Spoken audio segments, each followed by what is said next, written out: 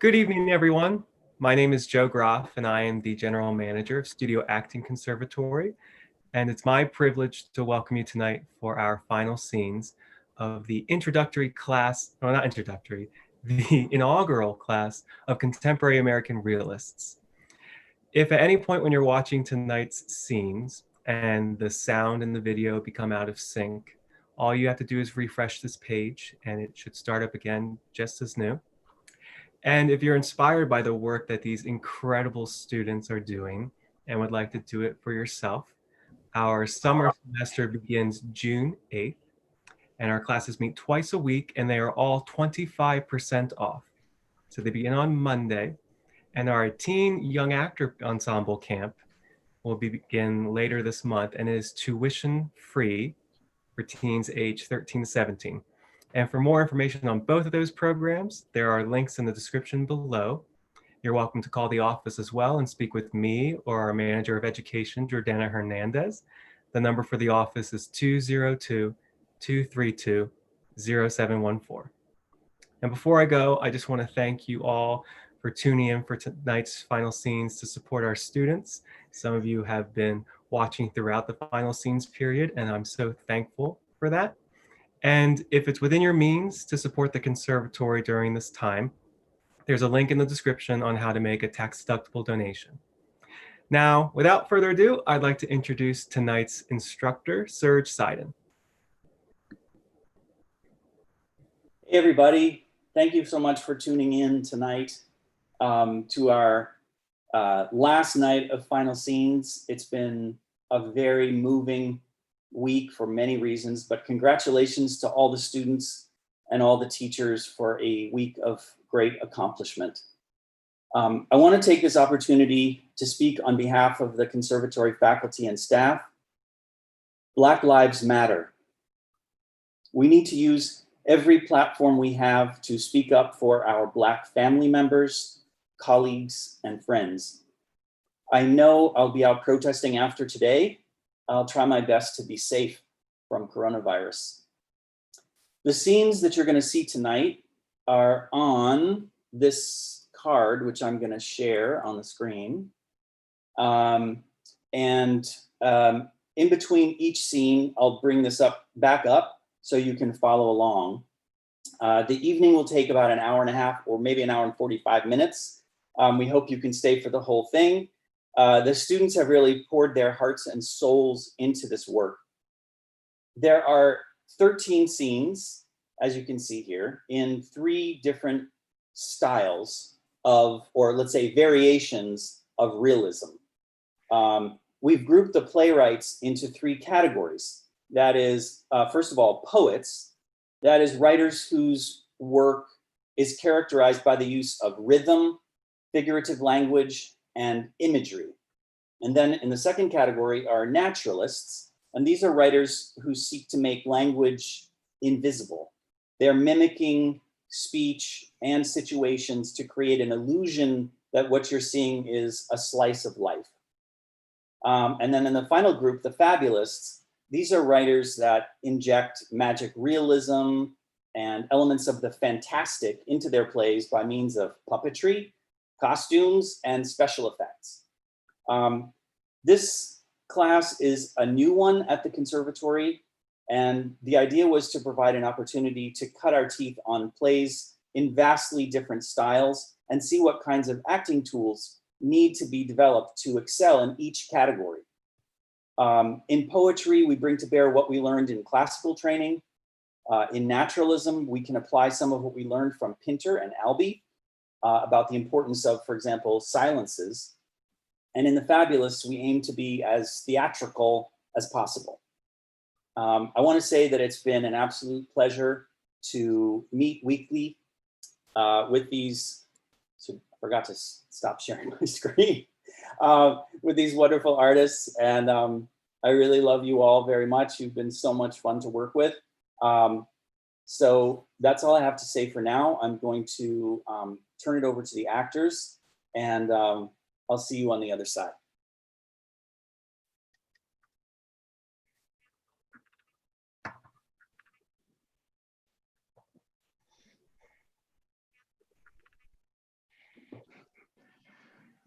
So, anyway, Father, 497 sexual interludes.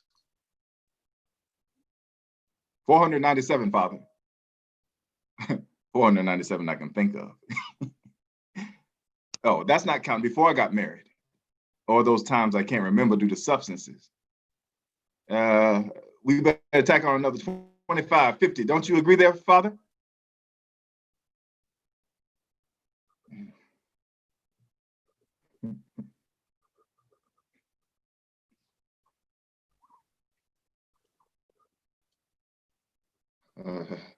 Thou shalt not covet thy neighbor's wife. If I'm being honest, I'm running out of neighbors.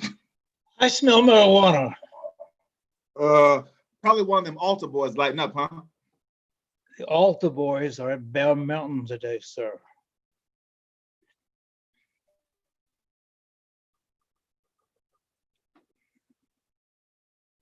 Bear Mountain. Y'all still doing that? But altar boy, Father C be taking us to Bear Mountain every year. We'd always be like, dang, Father C, Bear Mountain again? Can't we go to someplace like Great Adventure, Jungle Habitat, change it up a little? Sir, Yes, Father. the marijuana. I must ask you to extinguish it. You wouldn't want to hit this before I put it out, would you there, Father? I'd just like you to put it out, sir. Right. Sorry, Padre. It's okay. No, I'm a bad man, smoking weed up in here, trying to tempt one of God's soldiers with some sense of Miller. You must think I'm some kind of... Do you think there's any hope for me? Listen, we have weekend retreats for questions like that. I'm just asking your opinion. Is it not okay to ask? There are people better equipped than me to answer that. Like who? Well, God, ask God. I'm not ready for God. Or a therapist. Or the Jesuits. They're smart. I'm just, well, I hear confessions, okay? Okay, but it's pretty hopeless, right? They say despair is the absence of hope. Are you despairing? I am. You know what despair is? The absence of hope, right? And besides that, Oh, despair is marked by the termination or the cessation of action. For example, a man is stuck in a well. stuck in a whale? Not a whale, a well. What's a well? A well, you know, where you get water from it. Oh, a well, like you go with your pail to the well. Yes, a well. Oh, I'm sorry, Father. I thought you said a whale. That's okay. So Because there is a story about a man stuck in a whale, right? that's Jonah. Who? Jonah. Jonah, that's right. Jonah and the whale. Yes. So Sister Rose used to tell us that story all the time. it's a nice story. I used to have nightmares about getting stuck up inside a whale. My pops would beat my ass with a slipper talking about, ain't no whales in Harlem, fool. Go back to sleep. This is a working family. Yeah. Anyway, this is confessional, not conversational, remember? Right, right. There may be others waiting. Waiting for what? Waiting. Others. Others, yes. You trying to get rid of me, Father? No. You got a little egg timer back there or something? No egg timer, no. Because maybe you didn't hear me when I said I haven't made a confession for 30 years. I heard you. Do you know how hard it is for a man to come back to church after 30 years, Father? The important thing is that you came back. That's right, I came back. And it's not like y'all got the most alluring marketing campaign going on these days either. You feeling me? I feel you. And forgive me, Father, but it's not like y'all the only game in town these days either. They got all kinds of new churches, religions, spiritual growth joints, and they let you do whatever you want. Say whatever you want. But you came here. That's exactly my point. I came here. So I was thinking that after 30 years in the wind, limping back into the manger, he say what he need to say in the time he need to say it. In other words, you're more important than those others that may be waiting. What? I said, Oh, see, that's trickery. Yeah, Trickery, Father. I don't understand. I came here trying to feel better, and you're trying to send me off feeling worse. That's not my intention. No, them other churches, they don't try to make a man feel guilty for speaking his truth. They don't cash their checks off of guilt. You're right. What do you mean I'm right? And yet, my question remains. Do you think you're more important than those others that may be waiting? Well, obviously, you think the answer to that question is no. I didn't say that. Well, what the hell are you saying then? I mean, shit. When the prodigal son came home, his pops killed the fattest calf and had a motherfucking banquet. And Noah, father, Noah gathered up all the animals 2 by 2. He didn't say, nah, fuck them Chiba smoking zebras. They taken too Sir. long.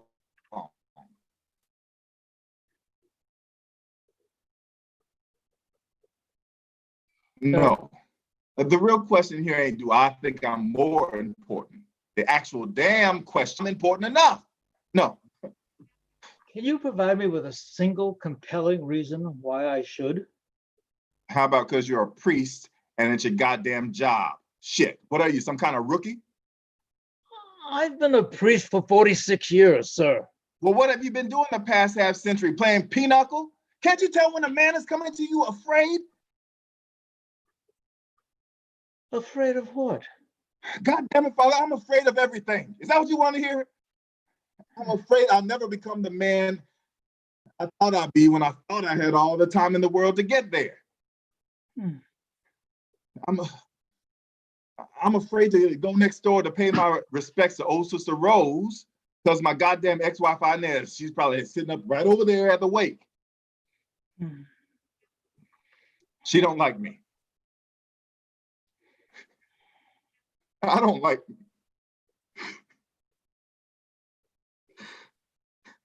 And I'm afraid that everywhere I go, the person I'll always like least is gonna be me. All right, motherfucker, you happy? My name is Father Lux. Yeah, so what? I'm sorry.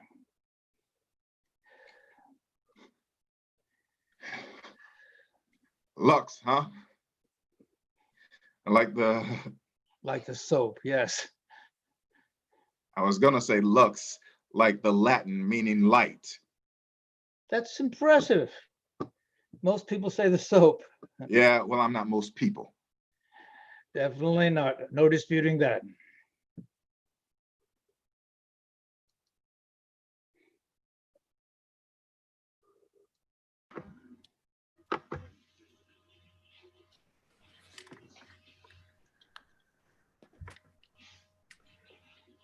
I don't. Sorry, no, I don't understand. That's fine. No, it's not fine. I feel fine about it. You feel fine. I don't feel fine about it. I don't want to work Mondays. That feels fairly straightforward. Okay, and can you tell me why you don't want to work on Mondays? I want to get more sleep. On Mondays? I want to sleep more. We all want to sleep more. Well, maybe we all should do something about that.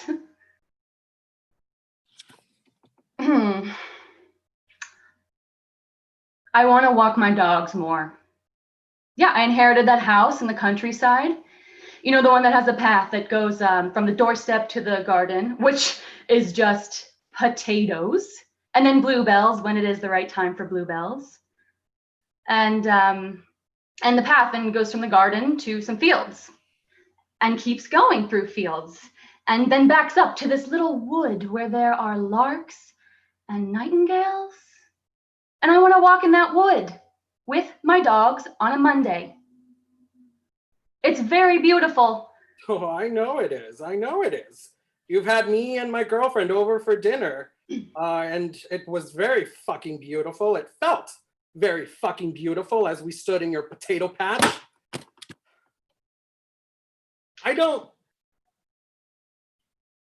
I'm sorry. I don't want to do that anymore. I don't want to cook for hours. I don't want to have people over for dinner anymore because I want to sleep more and I want to walk my dogs more often in the woods. We've put vending machines in the corridors. I don't care. We've put vending machines in, and we're building a gym in the basement. I don't care about those things. You are being very obtuse. I'm being very clear. Are you pregnant? Do I look pregnant? I believe you if you said you were. You don't look not pregnant. I'm not pregnant. Oh, are you trying to get pregnant? I don't think that that's really any of your business. It is if I need to recruit someone else. I'm not trying to get pregnant. Do you want to try to get pregnant? What I want to try and do is none of your... No, I don't want that. You're a real career girl. I just want more sleep.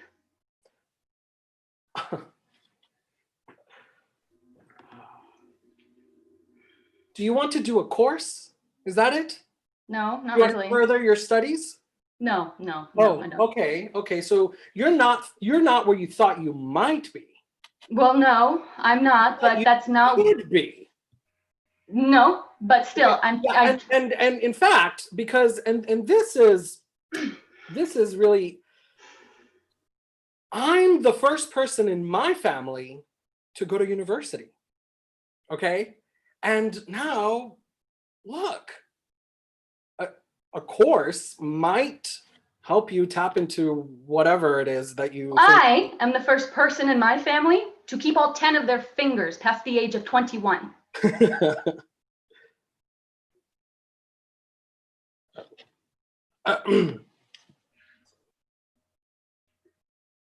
We really appreciate your labor. I'm fine. You don't seem fine. I am fine. It's okay that you're not fine. I'm very fine. It's okay. We are talking about some very intense things. You could use one of the virtual relax rooms. No, I'm fine. You really care about this, huh? I don't care. I am just trying to be clear with you. You sound a little bit like you care. I don't. And we can help with that. Perhaps you should look into doing a course. I just want more time off. Mondays off. Mondays off. Initially. Are you ill? No. Okay, is it cancer?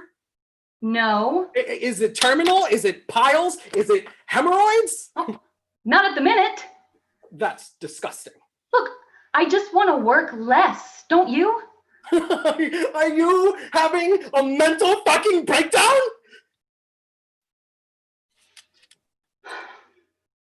I'm sorry. I apologize for my language. The vending machines have chocolate bars and fizzy drinks and sandwiches and flavored water in them. I don't care about those things. Well, what if you could bring your dogs into the work environment? Would that help? Would that make you feel better about working Mondays then? I want to walk my dogs through things that grow in the woods. There are trees near here. You could walk your puppies.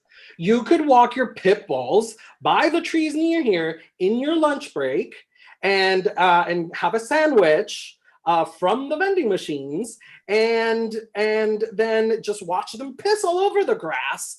And you could then go to the gym after your shift.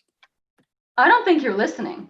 And we've put a bar on the rooftop terrace and have happy hour Fridays. Okay, there are wines and spritzers and cosmopolitans, and we can bring happy hour in on a Monday. Would that help? It is the work bar. It's not a real thing. It's the work bar. No. Just because you charge your employees for a beer in the same building where they work and then encourage them to go back to work does not make it a real thing. I will not work on Mondays. Do you want a swimming pool? Is that it? No. Because you can have it all. Okay, we can organize spa days. Spa days can be on Wednesdays, and we'll get faster, tougher, bigger fucking treadmills to make your body tighter and make your body softer, and we'll have more chocolate and be more focused and have a lot more fun right here. Okay? No, thank you. Do you want a pay rise? Is that it? Do you want to be paid as much as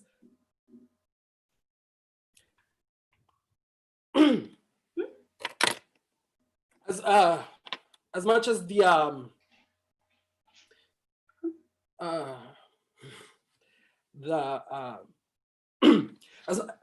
as much as the boys? Stop smiling. I'm contracted to smile. Not in meetings. You're not contracted to smile in meetings. Stop smiling. You stop smiling. I am serious. Stop smiling. This is just my face. I feel like smiling at the minute. You can't tell me what to do with my face. While you're in here, I own your face. No, you don't. Yes, I do. No, you don't own my face. I do. Okay, fine. I don't. But I do object to, I don't like you smiling like that while you're being so obtuse. I am saying that you can bring your dogs into the work bar. And I am saying that I refuse to recognize that as a real or legitimate space. You signed the petition asking for the vending machines. I just want Mondays off.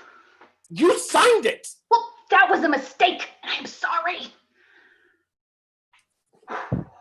I don't accept your apology. That is your right.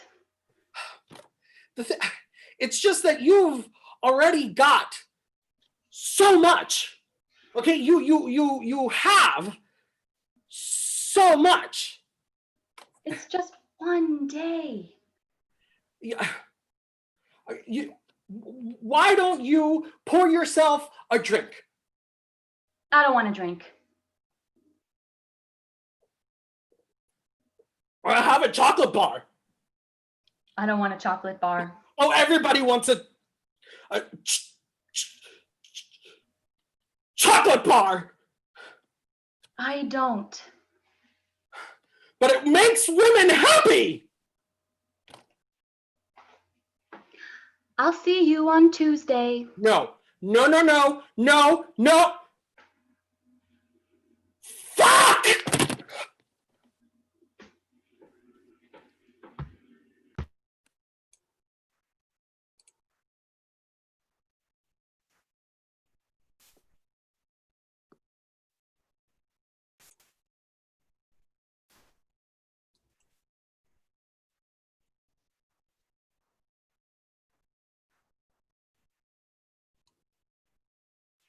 The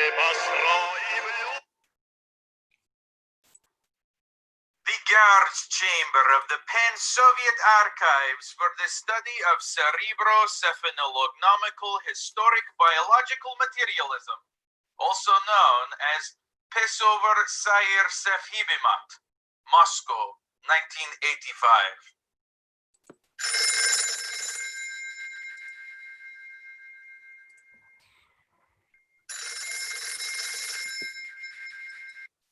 Hello? What's in the package? Don't open it yet. My great-grandfather was Vladimir Dmitrievich Bonshbruyevich.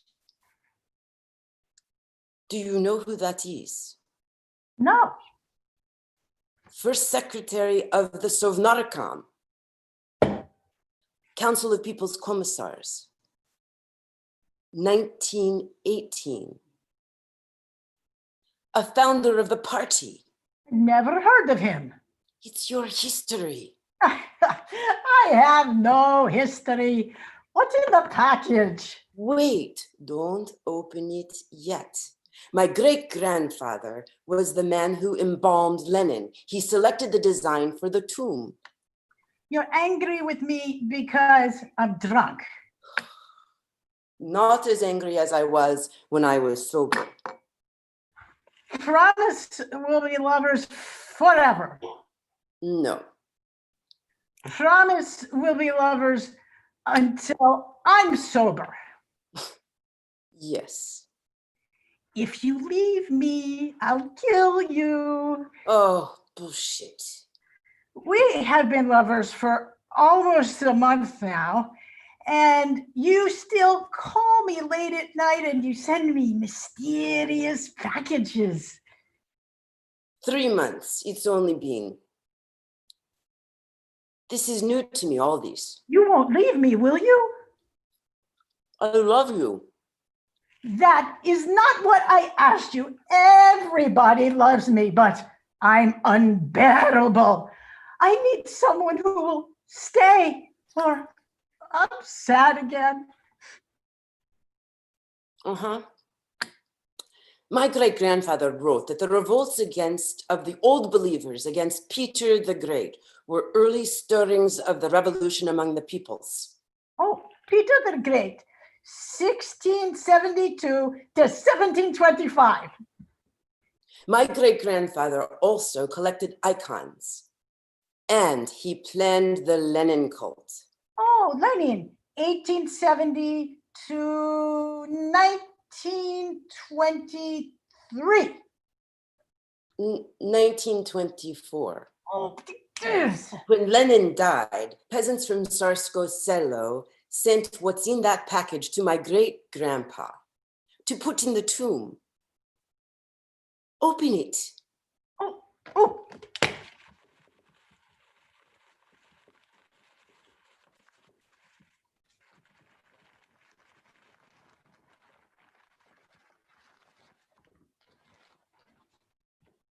Okay. See, it's Lenin. They painted his face over Saint Sergius of Radonej, who lived 600 years ago. Oh, Za Saint Sergius.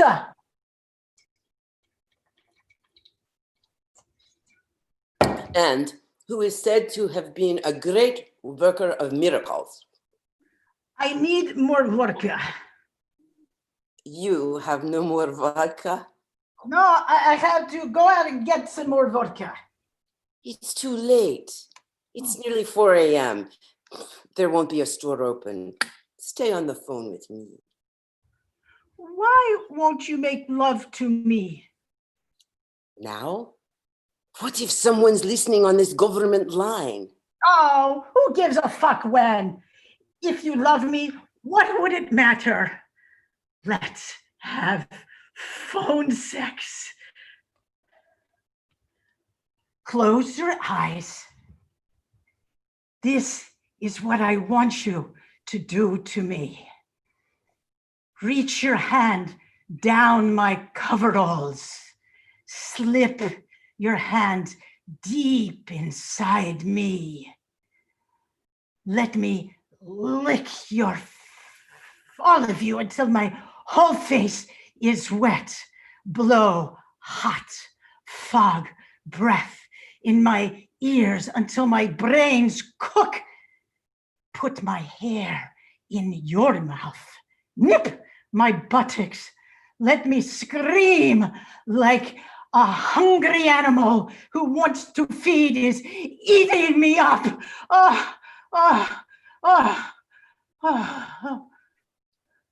You embarrass me. You're afraid of having sex with me. Nonsense. If anyone finds out, they'll have us both arrested. 10 years in an institution. Or they'll send me all alone to some godforsaken town in Uzbekistan. Gorbachev, It no was very, very stupid of you to talk to me like this, on the line like this. To risk exposing us like this. Do. How the hell do you know what they... You're ignorant. You don't know anything. Saint Sergius of Radzyja, 1340 to 1392. You're yelling because you're scared of me. Yes.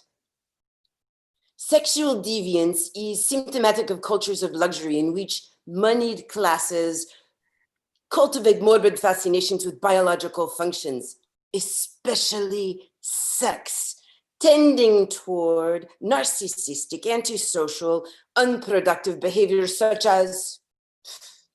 Anyway, I don't believe in lesbians. I believe in the working class as the only repository of true historical agency. You're right. I am afraid of you. And why did you call me? To be with you when you open the package. Oh.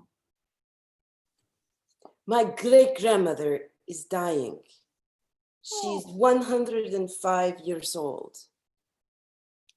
She told me that icon still works miracles.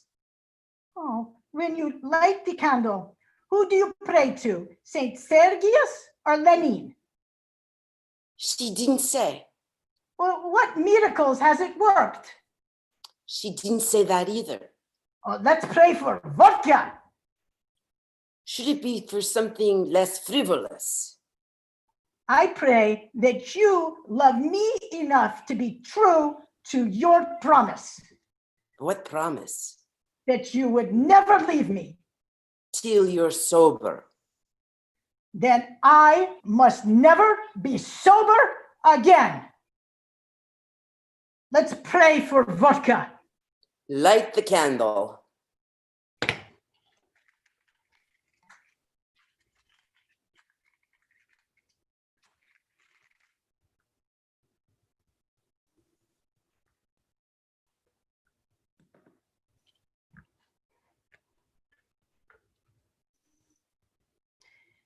Saint Sergius or Saint Lenin, whoever you are, please hear your little daughter's prayer. Look down on her from heaven.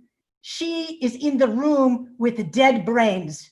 Send vodka so that I may stay pathetically drunk, so that she will never leave me, because I am filled with violence and self-pity and lies.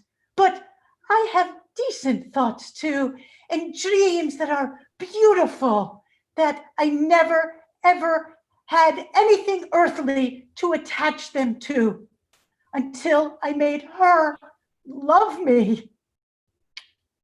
Please help me. Please hear my prayer.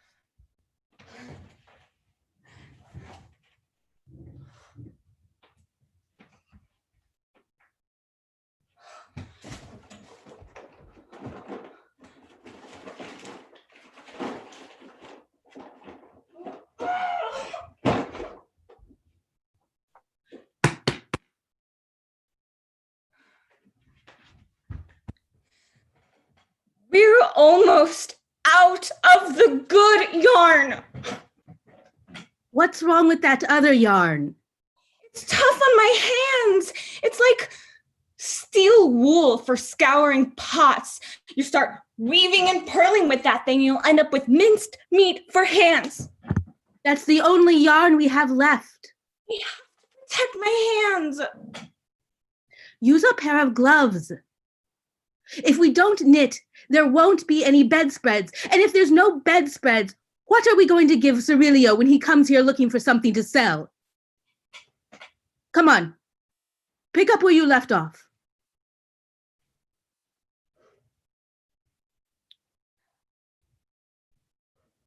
I told Cirilio we should start raising the prices for our bedspreads. That we're coming out with a new line. Made out of what? Steel wool? No. I'm tired of these flowery bedspreads. I want a new design with camels and pyramids. Sounds like more work.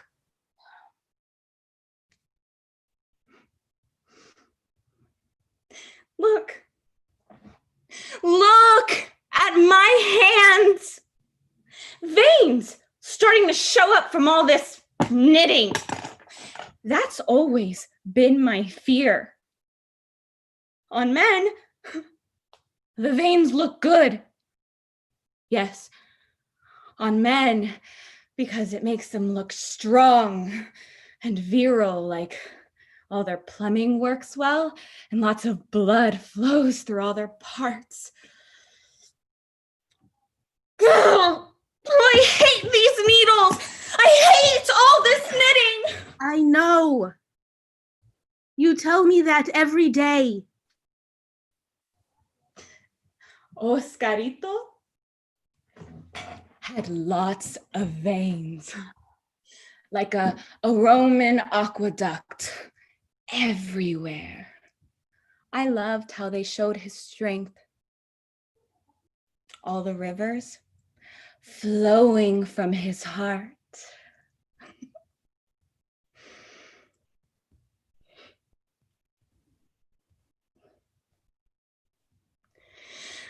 I feel like listening to music. I wish I had a glass of rum with ice.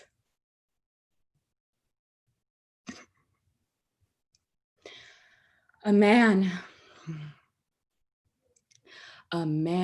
is what I wish I had. I used to love doing it when it rained. You sound like a cat in heat. Come on, we're working. Take a break, for God's sake. I don't know where you get all this energy from when all we had to eat were eggs and mangoes. I'm tired, but I keep at it.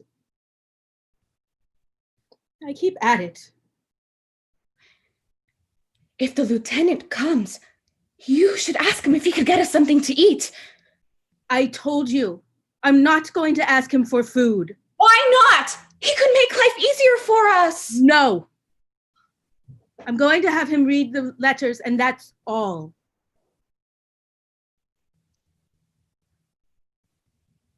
Are you really going to do it?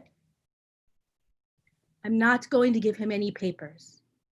I'm just going to tell him the story. That way, there won't be any evidence. I wouldn't do it. He'll find something in it. It always happens. What could he possibly find? It's a simple love story, for God's sake. He could testify against you. You keep me out of it.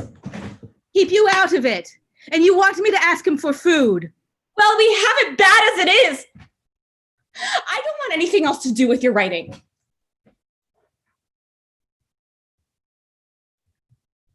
I can't believe you.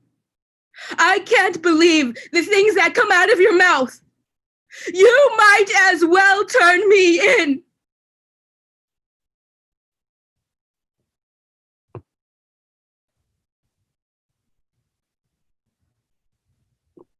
I don't understand you sometimes, Sophie. I don't. Nobody to talk to, nobody to trust. Nothing but rust. Just rust, eating away at everything. I didn't mean it that way.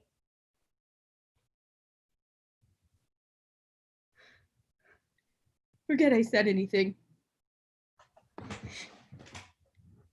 You know, I would do anything for you. We're in this together.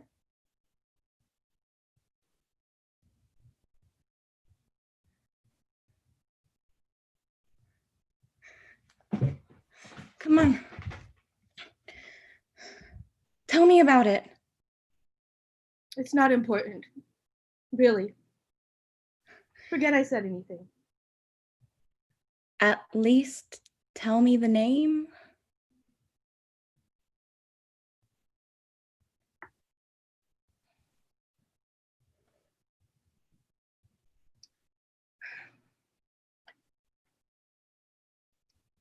It's like that Goldschalk song you play on the piano. Which one? La Savane. Why that name? I don't know. The whole story just came to me all at once. You were playing that song on the piano. I'd never heard it played that way before. The whole music. I felt as if I had to leave my body. I went to the sea. Next thing I know, I'm writing about this man and this woman at the marina. The story had gotten inside me like a sickness. For 3 days, I stayed up at night writing. Are you the woman in the story? No. And him? He's like the man next door. The man next door? Why him? I don't know. His face, his uniform. The woman in the story. It all came to me at once. She goes to the marina to visit him while he's on duty. She always tells him she wants to know about the sea, that she wants to learn from him. The first night she goes to him, she asks if he always eats alone. And he tells her he does. She tells him it's sad to see men having dinner alone. A person should never eat alone. So she asks if she could cook for him, that they could have dinner together overlooking the sea. Does he accept? He's not allowed to have visitors when he's on duty. But she tells him she wouldn't be a visitor. She'd only come to bring him food. That would be something I would say. And I would still show up to see him, even if he said no. I would show up in a white dress. She wears a white dress. Maybe a long blue scarf to go with the sea, white sandals, and a parasol. It's nighttime, Sophie. Why would she have a parasol? Oh, that's right. You did say it was nighttime.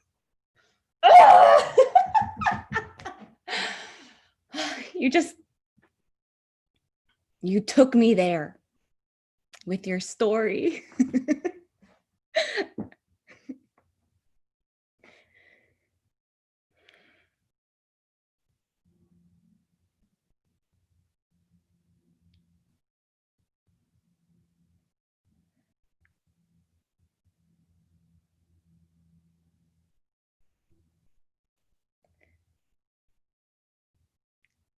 Do you realize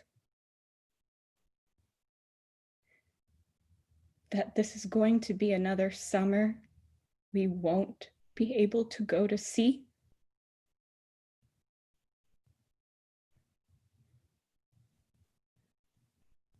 Yes. I know.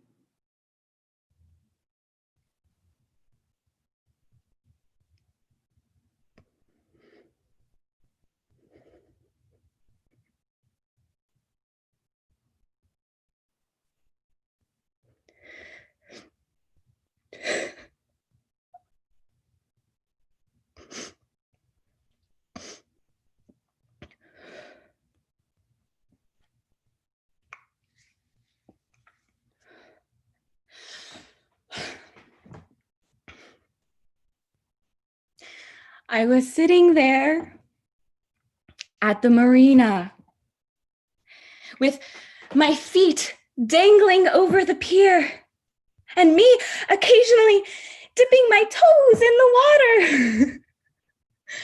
Then looking at him. It's a tower, Sophie. A glass tower. And there isn't a picnic. Go on, don't mind me. I'm turning your story into something else. Now I forgot where I was. The glass tower. Ah, the glass tower, surrounded by blue boats, fishermen retrieving their nets from the sea, seagulls. Yes, lots of seagulls. The woman is walking down by the water, taking puffs from her cigarette, leaving smoke behind like a steamship. She climbs the stairs to the glass tower. She goes to him with her purse full of beans, rice, plantains, boiled eggs, avocado, guava, marmalade, napkins, forks, knives, salt, and pepper. A whole restaurant in her little bag.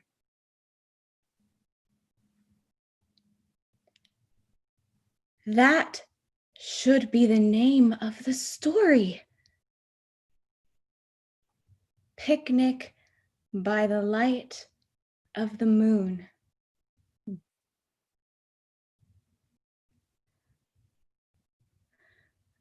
I guess you can tell him all about it. What could be wrong with a picnic in a marina?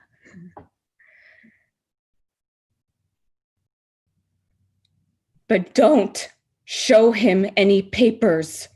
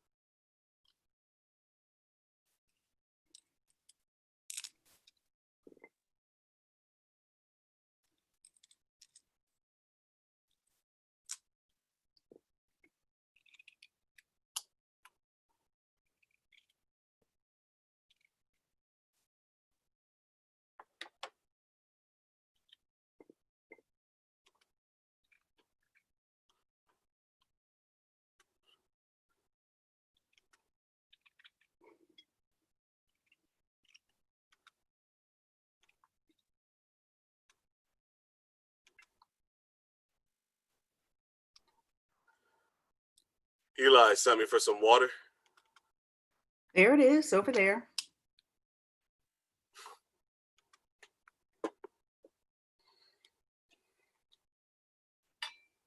You knocked some of the paint off the sill coming through the window.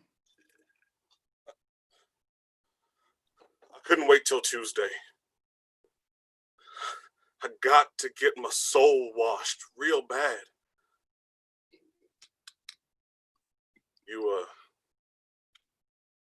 You ever had your soul washed? God's the only one can wash your soul. The people say, go see Aunt Esther. One man say he saw Aunt Esther and all his problems went away. Say she can help anybody. You got to help yourself. Aunt Esther can help you if you're willing to help yourself. She ain't got no magic power. But the people say, go see Aunt Esther. Get your soul washed. The people say a lot of things.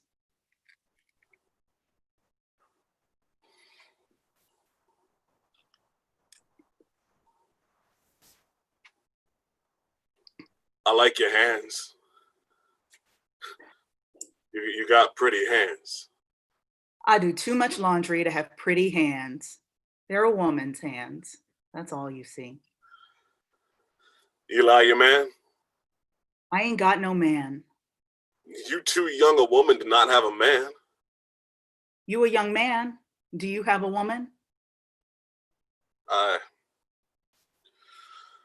left my woman down in Alabama.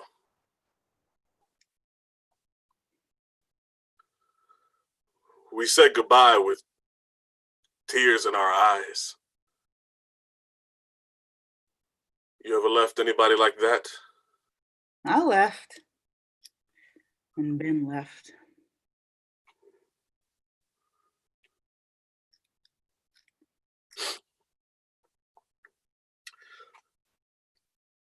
My room right next to yours. Maybe you come see me tonight. What I want to see you about, Mr. Citizen. I got something for you. What you got for me? A woman's got needs. I can fill you up. What you know about a woman's needs? Nah, I don't know all about a woman, but I do know a woman needs a man. Here, Mr. Citizen. Here.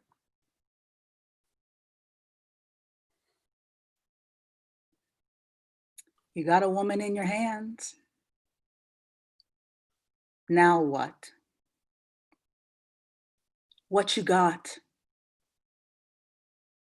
What you gonna do? Time ain't long, Mr. Citizen. A woman ain't but so many times filled up. What you gonna do? What you gonna fill me up with? Love? Happiness? Peace? What you got, Mr. Citizen? I seen it all. You got something new? Fill me up, Mr. Citizen. What you got for me? You got something I ain't seen? Come on. What can I be without you? I'm a man. I can't change that. You a woman. A man's gonna have his way with a woman. I got the same as everybody else got. Leroy and John and Sam and Cujo and Robert. One after the other, they come and they go. You can't hold on to none of them. They slip right through your hands. They use you up and you can't hold them. They all the time taken till it's gone. They ain't tried to put nothing to it. They ain't got nothing in their hand. They ain't got nothing to add to it. They too busy taking. They taken because they need. Can't blame them for that. So full of their needs, they can't see you. Now here you come. You don't even know what you need. All you see is a woman. You can't see nothing else. You can't think nothing else. That blinds you.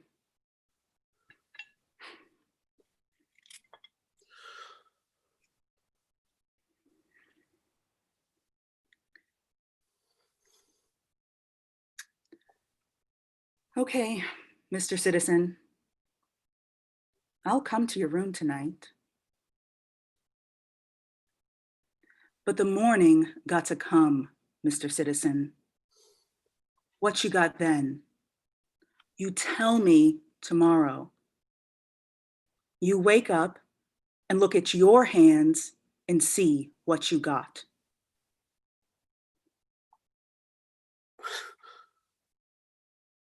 I got me.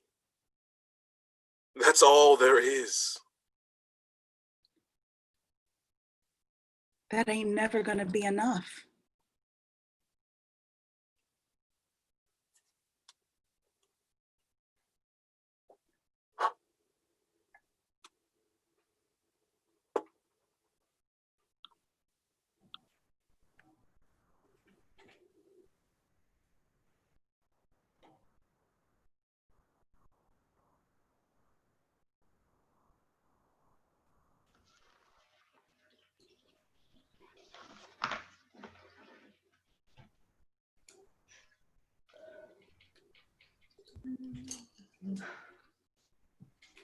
Do, re, mi, fa, sol, fa, sol, fa, fa, sol, fa.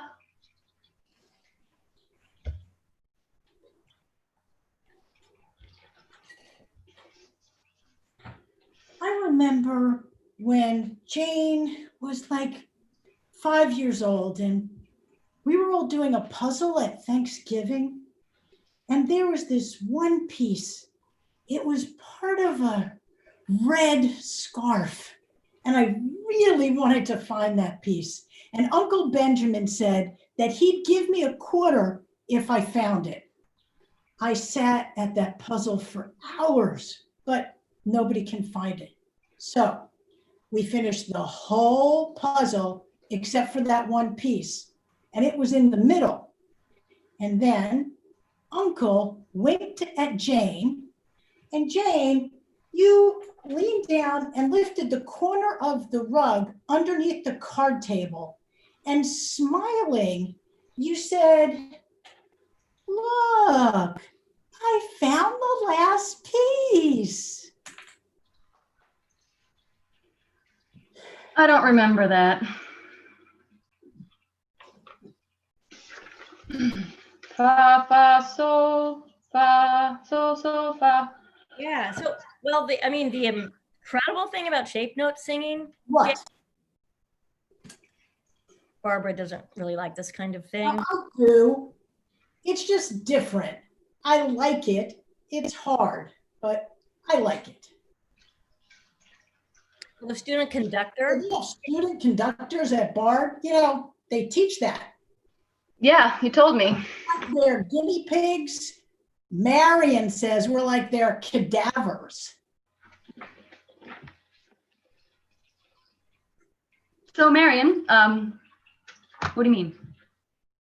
Oh, well, the student conductor, he told us how these songs aren't really meant to be performed for anyone. Marion, I just like the longer pieces. I like that Mozart that we've been working on. Yeah, I just like that better. Marion, I don't understand. Well, he told us, Barbara, come on, let's just do one.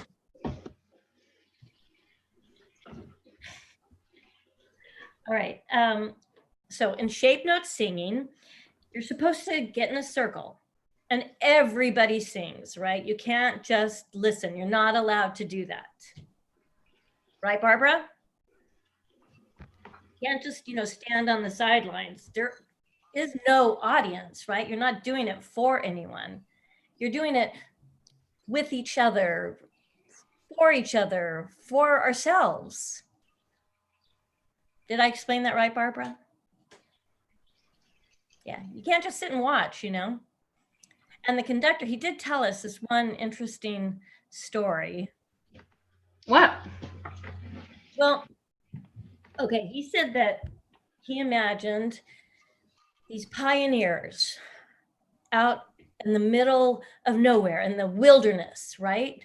Sometime in the night, and there's a storm, and they imagined the worst. They don't know what will happen, what the night will bring. And the roof of their cabin that they're sheltering in feels like it's going to blow off or cave in. And this family and whoever else happens to be sheltering there with them, so maybe the neighbors, or maybe it's just the family by themselves, they stand in a circle and face each other and they sing.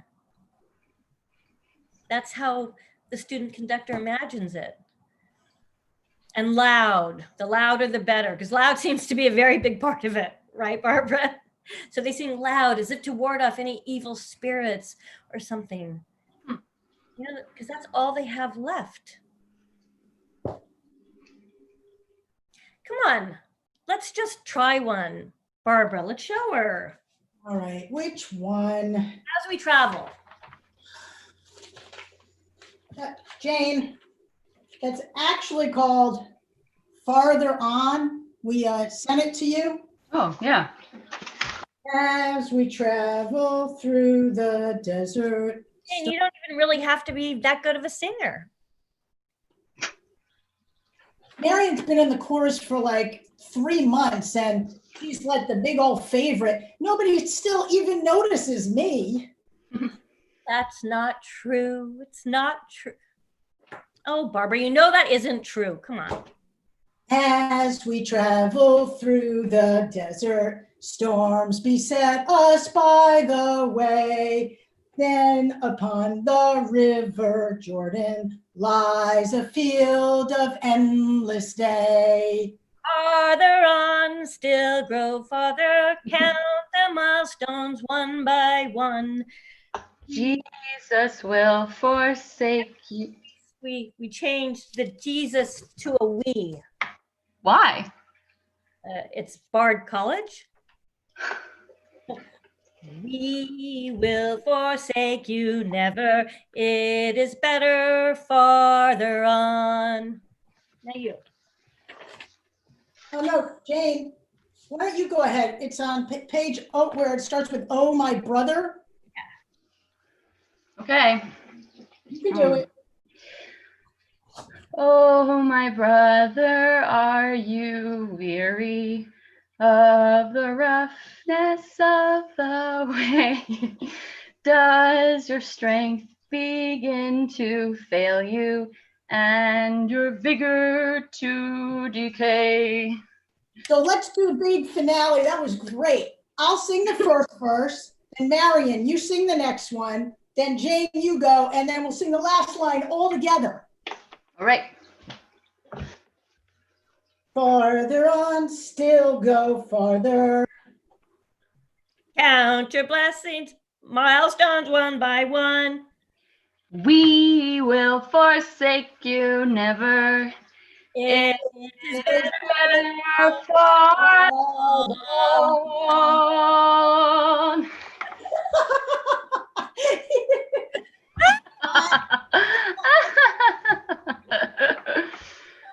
It's better when we're not on Zoom, I swear. We Really? all the time together, like if we're doing the dishes or even when we were doing the laundry. One time we had Uncle Benjamin doing it during a hurricane.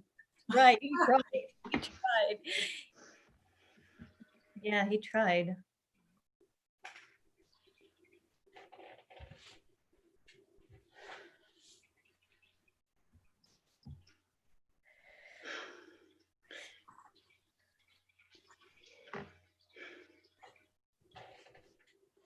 So, when's the concert? 3 weeks. Oh, it's more like a month. I'm gonna go get some fresh coffee. This is cold. Hey, and we are not going to bed. No.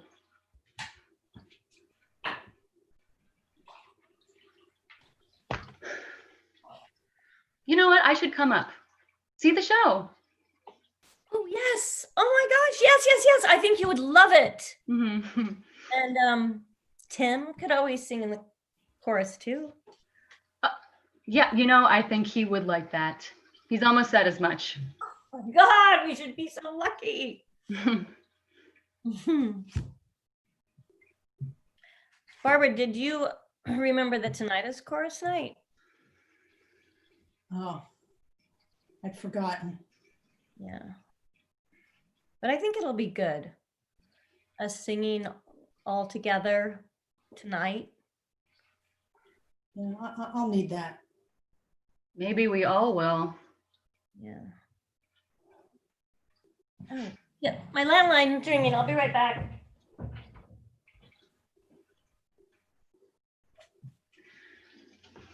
Barbara, we know it's the right thing to do. We all know, we do. There is absolutely nothing to feel guilty about. It's the only thing to do. I mean, Uncle Benjamin will understand too. Just give him time. Jane, can you come here a minute?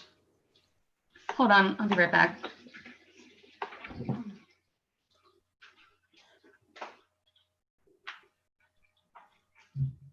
Just that, I don't know. I don't know.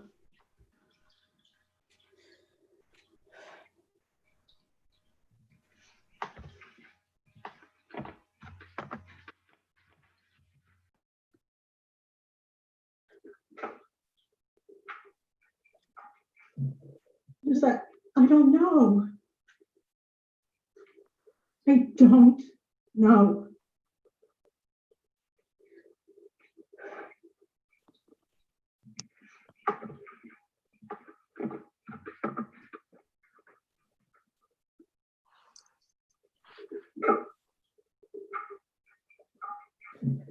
Just that, I don't know. I don't know.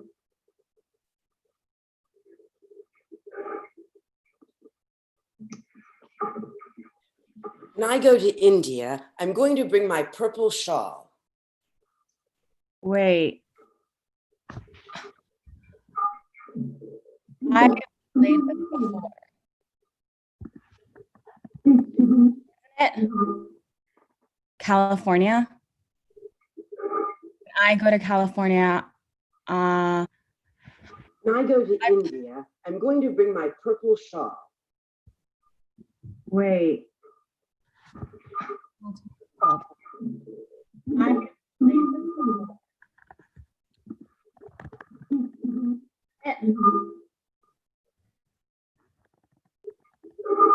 I go to California.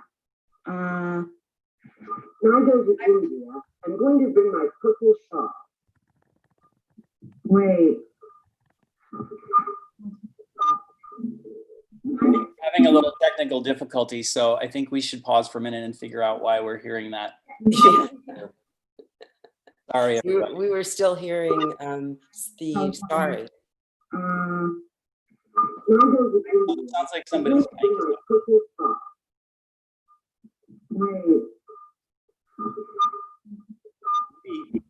everybody should have a little technical difficulty, so I think we should pause for a minute and figure out why we're hearing that. Yep. Sorry, we were still hearing the stars. Wait, that's now we seem to be free of it. So I don't know whose mic that was. Serge, I think that was Jerry's mic. So Oh, we're gonna have a problem. We were still hearing oh yeah. stars. Wait, that's there we go. That's because he muted it, Oh, but he can't do that in the scene. So we need to restart. You exit the YouTube video feed. Yeah, and then just come back in. Jerry, maybe you should just do that.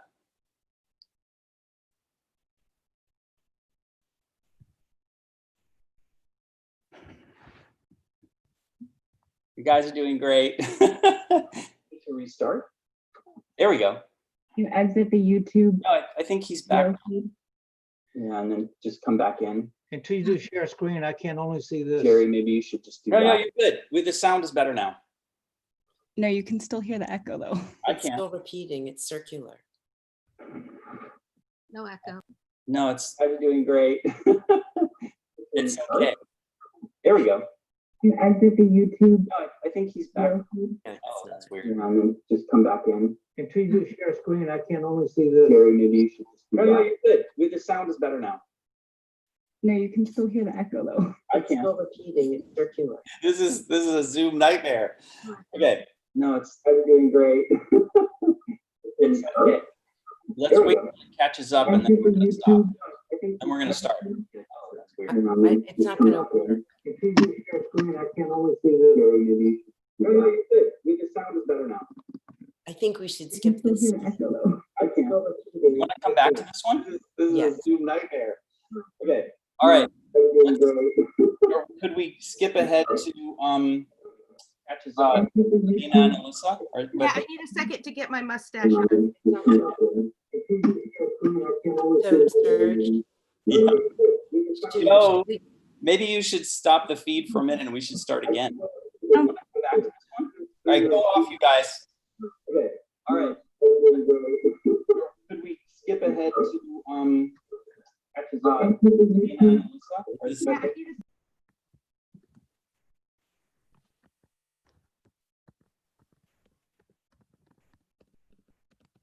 Jerry, you need to stop your video.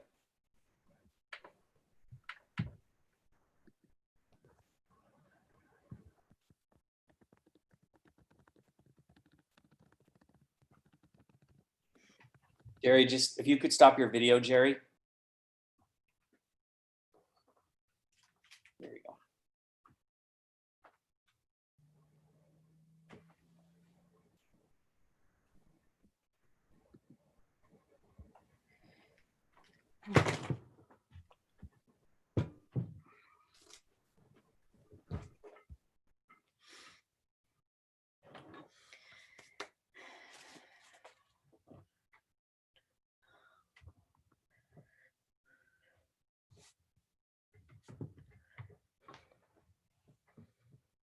So you missed puppet theater.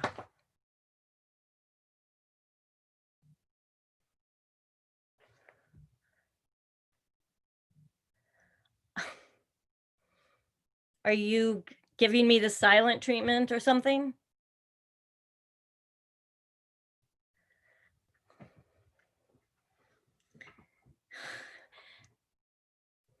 What is... Wait, that's not bleach, is it? Oh my God. Are you...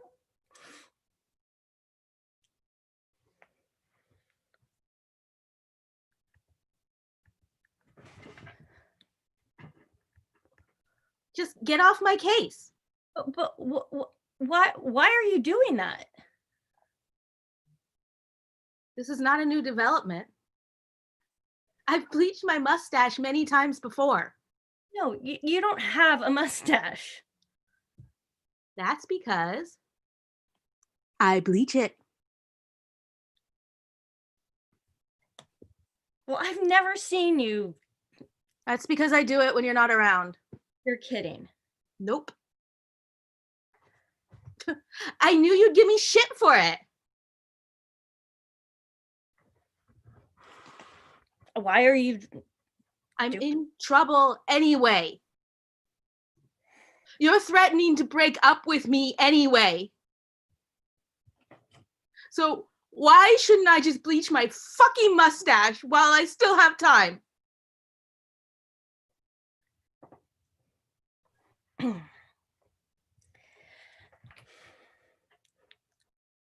So you're still doing it? Doing what? Stripping naked, completely naked for our house guest. Yes. Oh my God. And you're not allowed to threaten me about it anymore. You're killing my soul. Oh my God. I just thought that you, at least you, were always on my side. I am on your side. No, you've joined the enemy. There is no enemy. There is no enemy. Oh my God, there is no enemy. Ugh.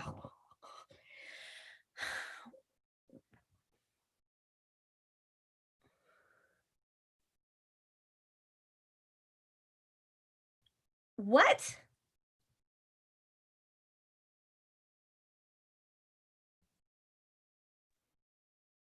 Who's the enemy? Prejudice, misogyny, exploitativeness. Those are people, not concepts. Well, those are concepts, not people. Did you think I'd join those concepts?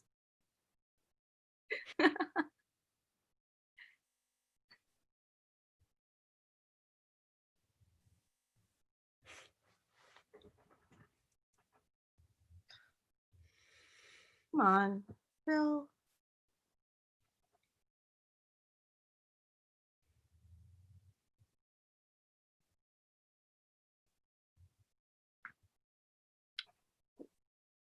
You just don't want Frank to take pictures of something that's yours.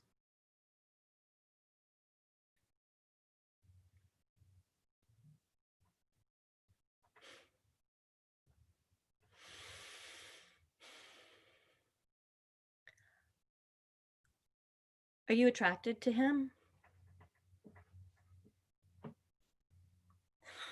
Be honest with me.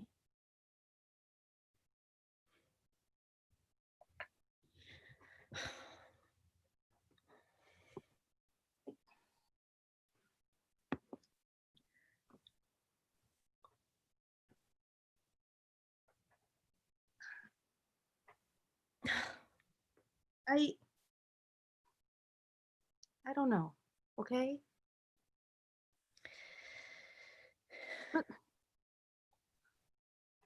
But that's actually besides the point.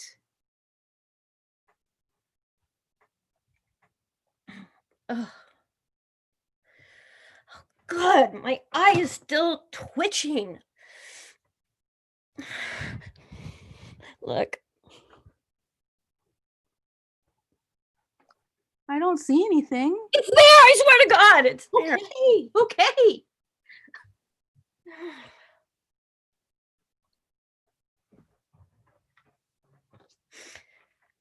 I just feel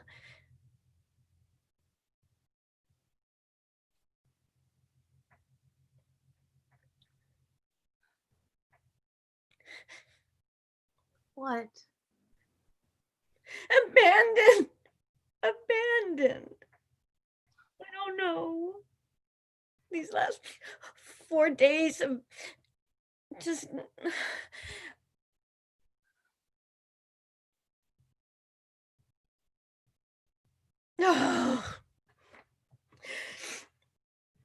I don't want to give that closing speech tomorrow. Oh, Phil.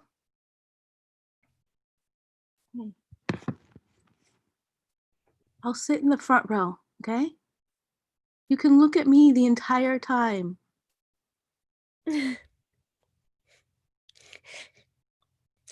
Body awareness week has not gone as I had planned. I know, honey. I know.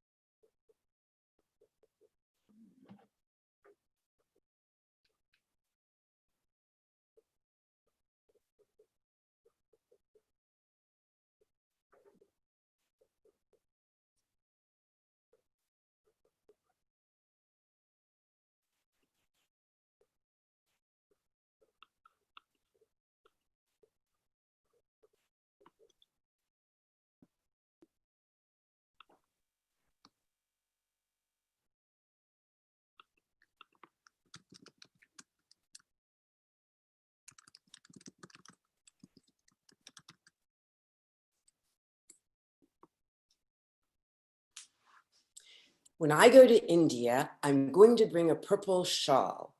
Wait, I've played this before. Isn't it California?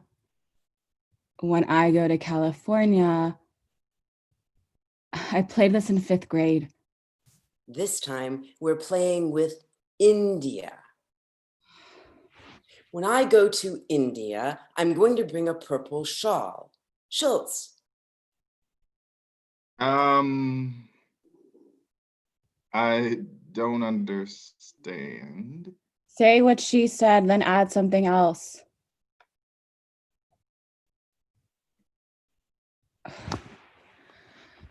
When I go to India, I'm gonna bring a purple shawl and like another object. Then the next person says all the other things and then adds something else. Okay. When I go to India, I'm gonna bring a purple shawl and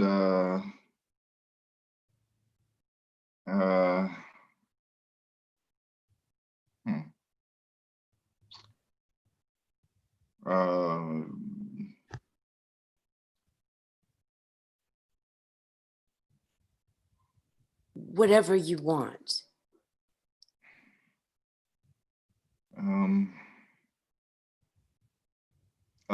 Phillips head screwdriver. Okay, Lauren. When I go to India, I'm gonna bring a purple shawl, a Phillips head screwdriver, and a toothbrush. Teresa, quick, get creative. When I go to India, I'm going to bring a purple shawl, a Phillips head screwdriver, a toothbrush, and a tiny velvet cape. What? A cape. A velvet cape. Good. James, get going. When I go to India, I'm going to bring a purple shawl and a Phillips head screwdriver and a toothbrush and a velvet cape and a copy of the Bible. When I go to India, I'm going to bring a purple shawl, a Phillips head screwdriver, and a toothbrush, and a velvet cape, and a copy of the Bible, and a bottle of red wine. Schultz. Okay. I can do this. I can do this. When I go to India, I'm gonna bring a toothbrush and a copy of the Bible and a big old bottle of red wine. Oh, and a battle axe. Uh, you forgot a velvet cape and a lot of other things. I did.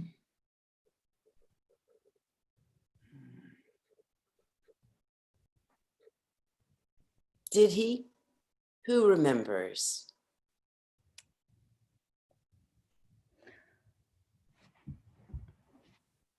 He forgot. I didn't notice. Me neither.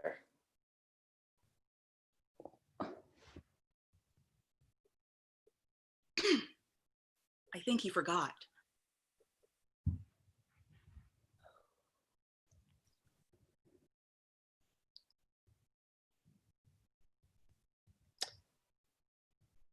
Okay, Schultz, you're out. What does that mean? You're just, stop your video.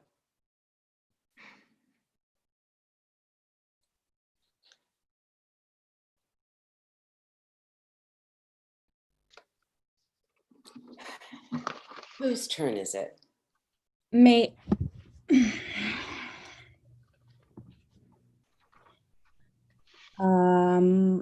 When I go to India, I'm gonna bring a purple cake, a purple shawl, a Phillips head screwdriver, a toothbrush, a velvet red cape, uh, a copy of the Bible, a bottle of red wine, and a battle axe. Oh. And a calico kitten. I did it. Right? I did it. You know what? I want us to do something different. But it's fine, Marty. No, I just forgot how competitive this game is. And it's this is not really about competition.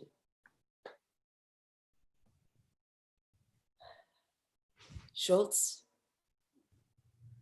please join the circle again.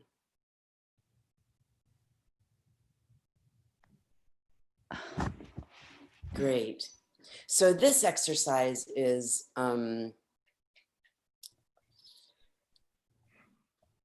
wait.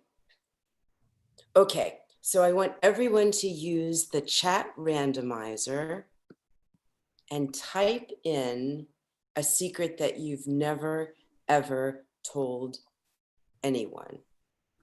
Whoa. Don't send it yet.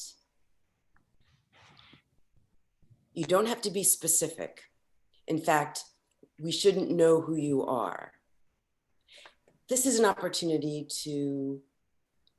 for people to air a secret in front of everyone, in front of the group, and not have to answer to it or someone.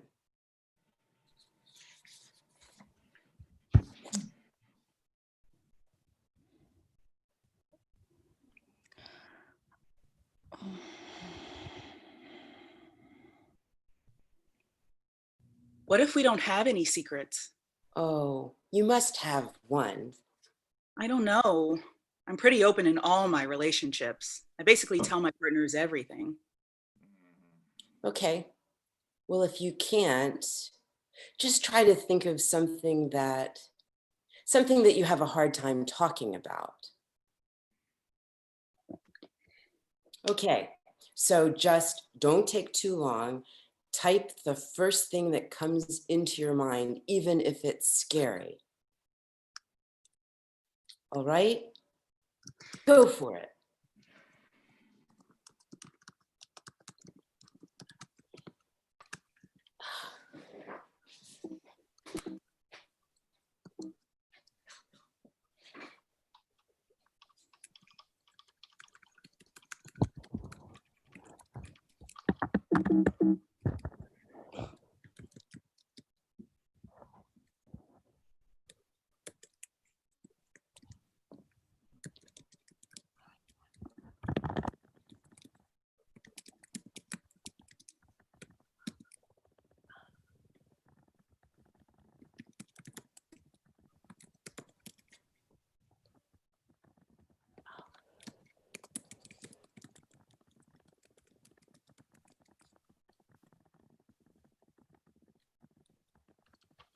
Is everybody done? Just hold on. Yeah, I need a few more seconds.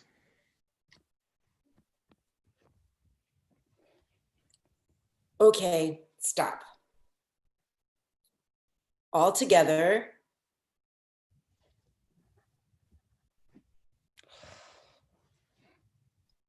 Send it now.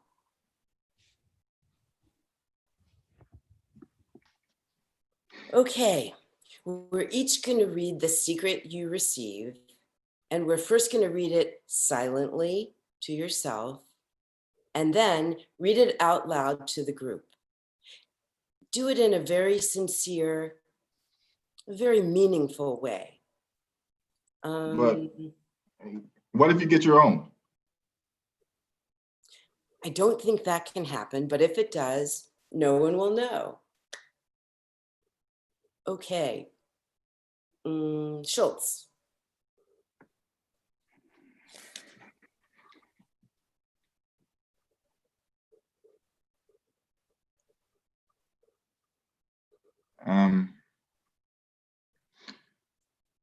My father may have molested me.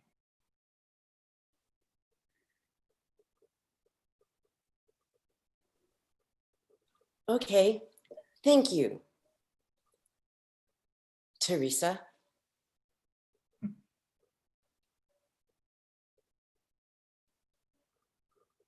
I secretly think I'm smarter than everyone else in the world. Lauren. Great, Teresa, good job. James. I have a problem possible addiction. It's written as one word like that, with internet pornography.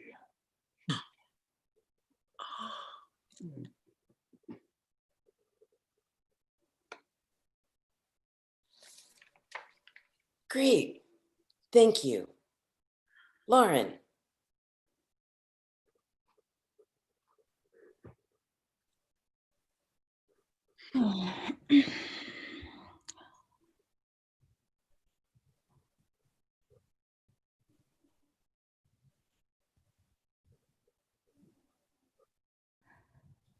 I think I'm in love with Teresa.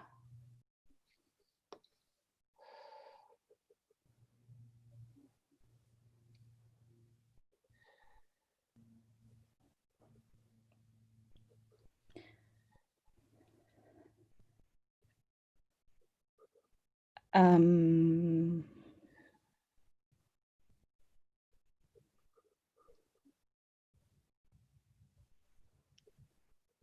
Thank you.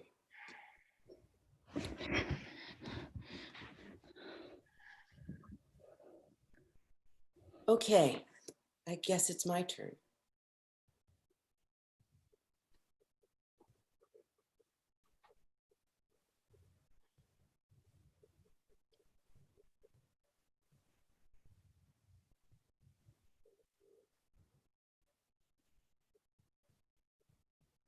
Sometimes I think everything I do is propelled by the fear of being alone.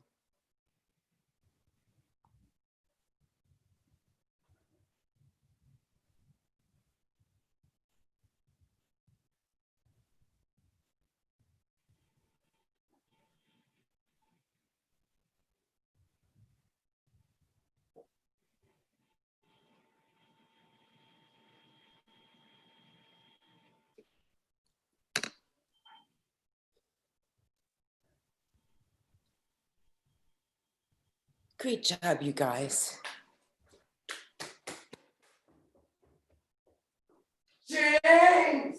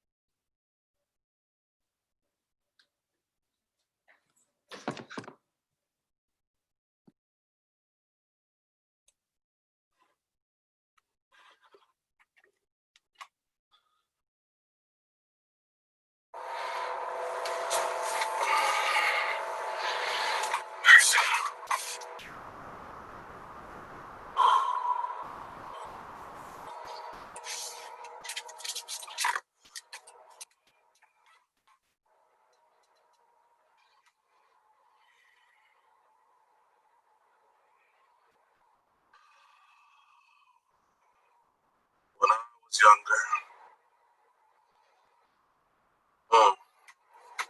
when I was younger, my best friend, Jay, lived right next door to me.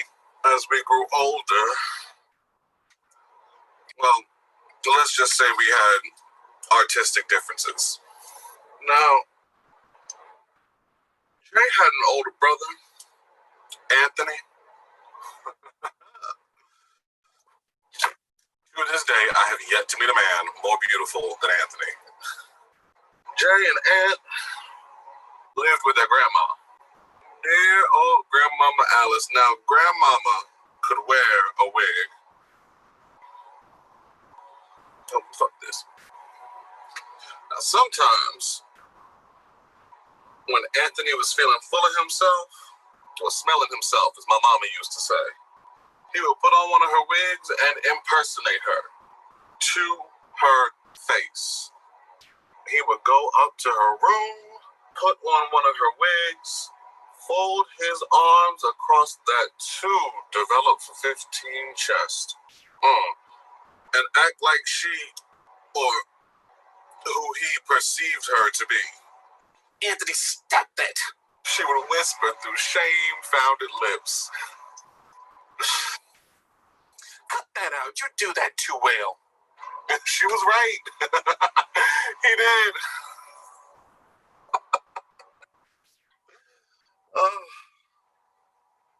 Young boys in wigs can be so beautiful.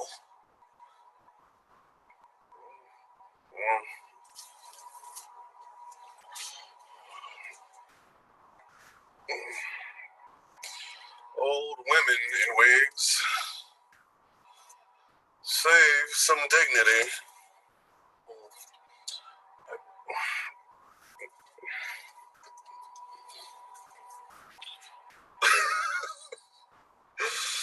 Old men in toupees are funny.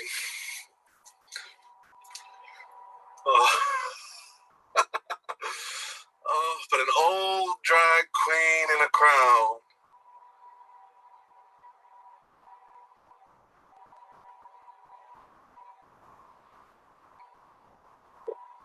You know,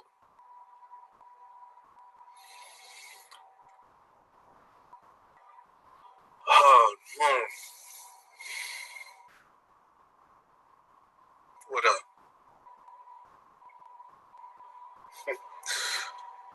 Would you all excuse me for a moment?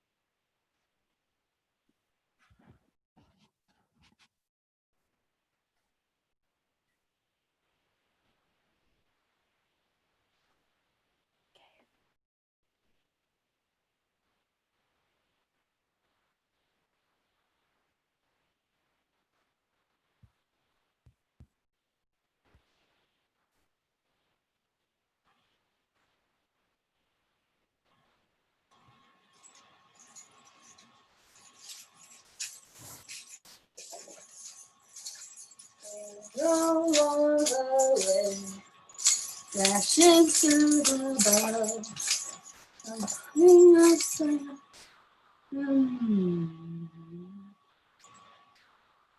Home again, home again.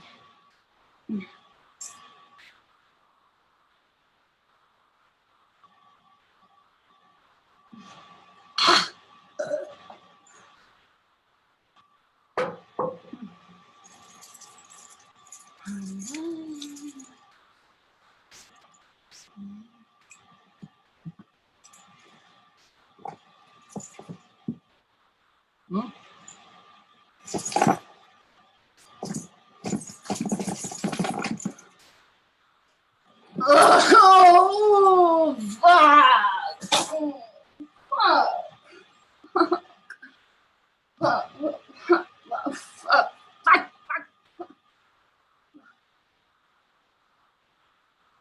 Chester? Chester, what are you doing home? Hey, Chester! My key isn't working in the lock. Will you come down here and let me in? Chester, it's fucking freezing frigid. Hey, Chester, I'm down here on the street. Chester. Oh. Yeah, the bush is that. When was I gonna tell you what?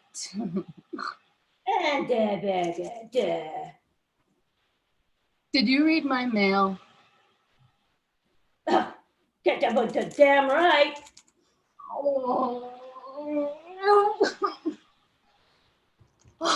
Okay. Okay, so I'm pregnant. Shit happens. I was gonna tell you when you got back. Congratulations. Now will you let me in? The mother of your whatever it is freezing to death out here. What do? Eh? What? I was just at Topper's. The girls. Just having a little Christmas ho ho ho. It was just one little drink. I'm not keeping it anyway. Oh man, dear slut! What are you calling me? Slut! Cheater! Whore! Un, deux, trois, Estelodi, Catapult, Milwaukee! You always were a son of a bitch with math. Okay, so you were out of town on a business trip 3 months ago, and wait a minute. Did you go through my diary? Did you read my diary?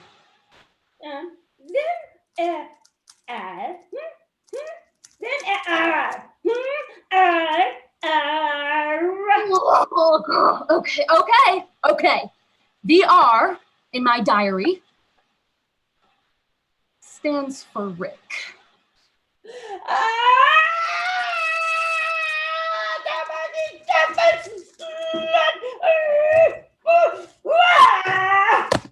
No, Chester, no, don't, ow! Chester!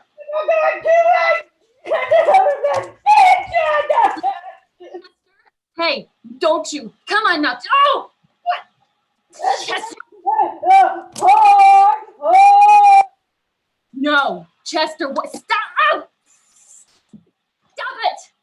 God, just come down here, let me in, and I'll pack a bag. Go at the Ricks. I don't know where I'm gonna go this time of night, Chester. It's too late to call my mom. Chester, no, do not call my mother. She is already upset this time of year. I mean it, Chester, don't do it.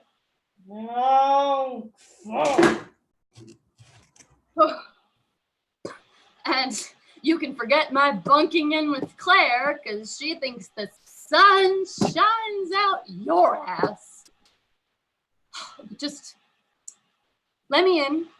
I'll sleep on the couch, and I'll be gone in the morning. Becca, why? Why? Why? Why? I don't know why. Because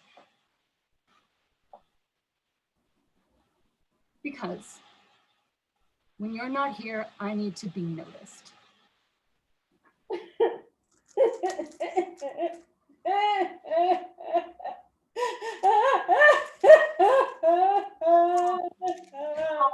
Oh, Chester, baby, don't cry. Come on, baby, let me in. Rebecca, what can you do? Should I baby? You want me to keep the baby, and you want us to raise it together? I don't think that's a good idea. I don't think that's a good idea, Chester. Oh, but Rebecca, mommy. You want me to marry you? Yeah. Come, but baby, we got now. Oh, Stefan. Stefan, need girl. Oh. We can call him Stefan, or if it's a girl, Stephanie. Don't you dare fucking manipulate me using my brother. No one will replace him, ever. God, I hate feeling this baby using me like a house body. Ugh. Rebecca, I forgot Conchita, please. Conchita. No, I will not be a nursemaid to children. So I will come back tomorrow when you are at work, and I'll pack a bag. You know what? No, screw it all. You go, boy. I don't care. Just throw my shit out with the trash.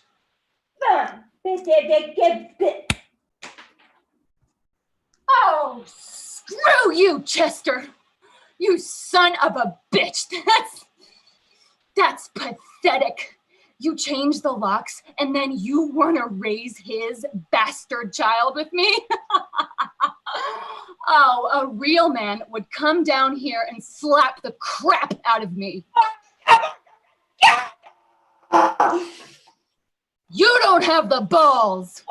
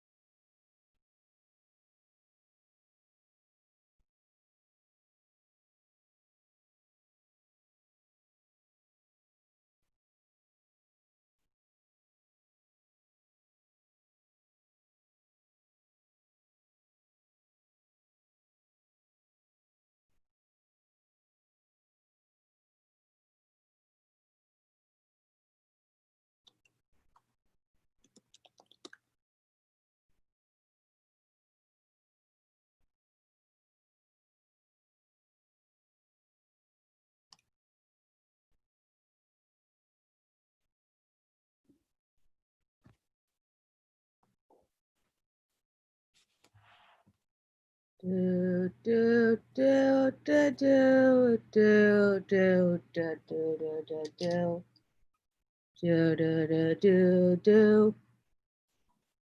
The Simpsons. Okay, guys, this generator might die at any moment, so let's just go over the beginning and the end scenes, huh? Oh, okay.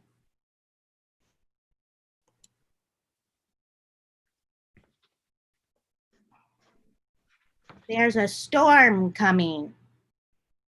If only we could return to Springfield. The night was bright as day. Street lights glowed on every corner. Lamps shone in each cafe. The sky is now a muddy green. The river now is black. The world is filled with lightning. Oh, we're never going back. Bart! Coming, Dad.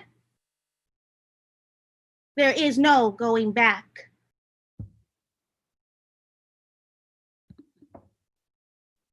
Art Simpson, I'm back. Oh, I almost forgot. Matt, Yeah? you're going to have to play the God part and Itchy and Scratchy since we lost Paul. Oh, okay. On it.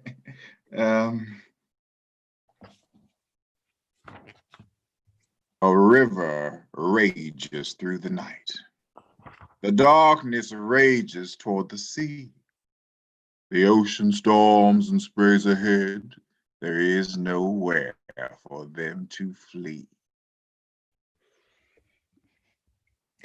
Scratchy, to me. Oh,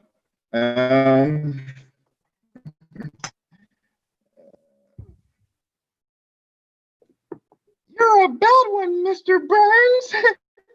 You're always disinvited, but Yes, a sinister individual, an atomic riddle. he looks just like a normal man. But as one swiftly learns, he's a tricky one, Mr. Burns, full of cellular twists and turns. And if you want to factor time spent in the reactor, the visionary mystery of life.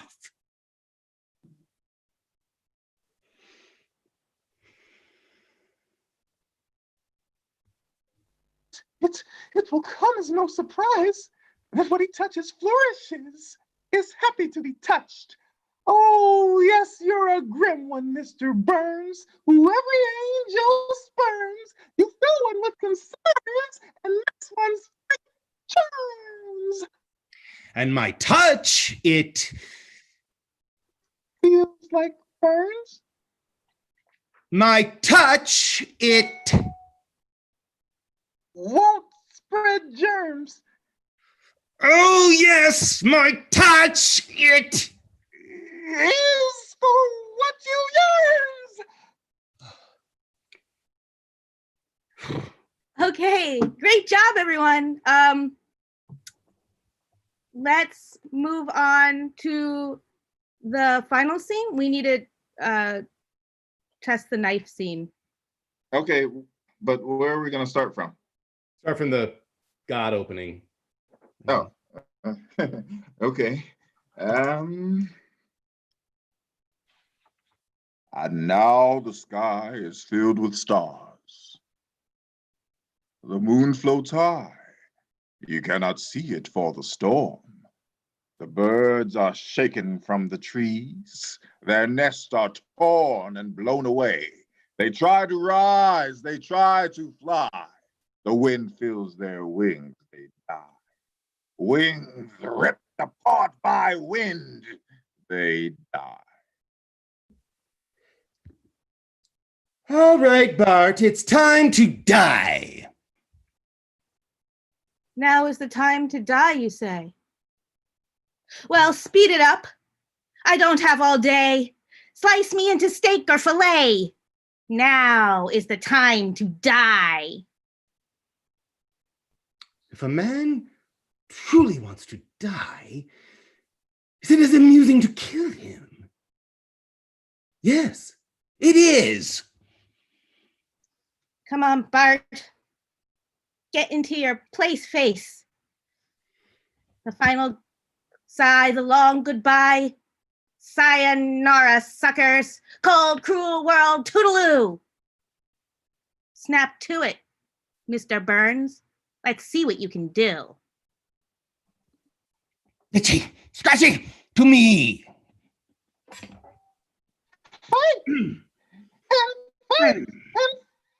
No!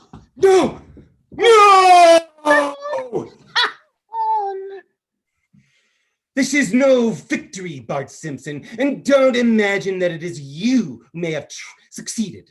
But you haven't triumphed. No, not you. You just scraped through. This is it for you, Mr. Burns.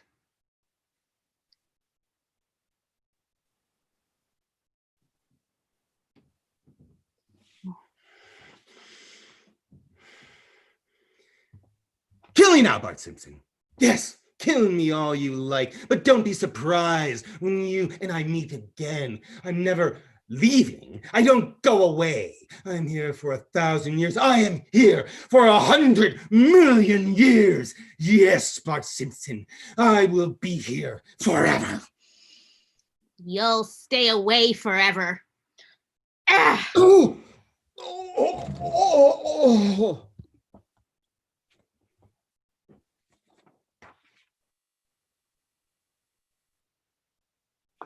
The clouds have parted for the stars. They're glowing, stunning in the sky. The rain has ended and the river has subsided, flowing softly by. And the warm wind of the morning will dispel this endless night. Yes, the warm wind of the morning brings the dawn and the dawning light.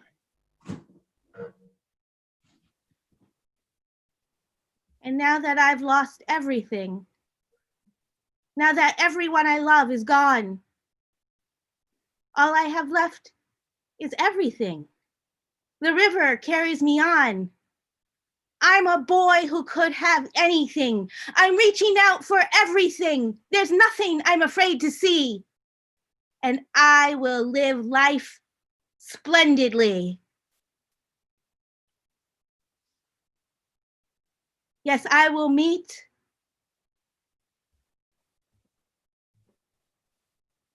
my life. So splendidly.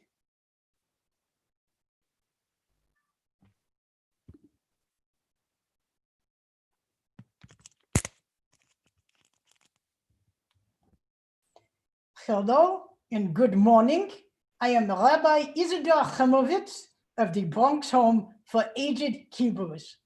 We are here this morning to pay respects at the passing of Sarah Aronson, devoted wife of Benjamin Aronson, also deceased, loving and caring mother of her sons, Maurice, Abraham, and Samuel, and her daughters, Esther and Rachel, beloved grandmother of Max, Mark, Louis, Lisa, Maria, Leslie, Angela, Doris, Luke, and Eric? Eric? This is a Jewish name? Eric, a large and loving family. We assemble that we may mourn collectively this good and righteous woman. This woman, I did not know this woman. I cannot accurately describe her attributes, nor do justice to her dimensions. She was, well, in the Bronx Home of Aged Hebrews are many like this, the old, and to many I speak, but to be frank, not with this one. She preferred silence. So I do not know her. And yet I know her. She was not a person, but a whole kind of person. The ones who crossed the ocean, who brought with us to America the villages of Russia and Lithuania, and how we struggled and how we fought for the family, for the Jewish home, so that you would not grow up here in this strange place, in the melting pot where nothing melted.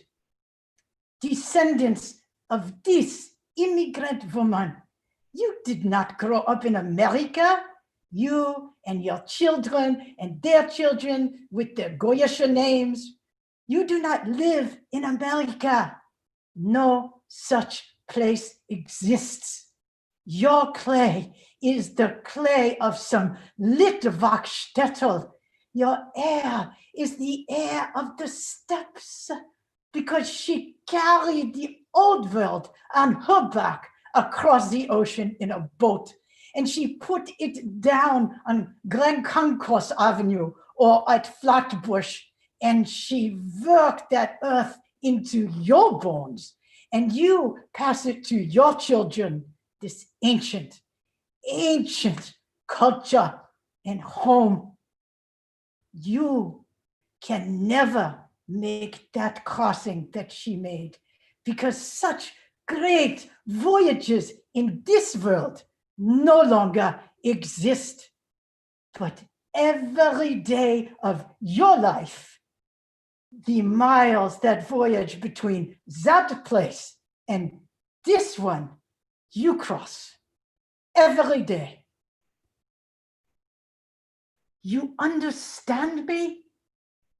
In you, that journey is so.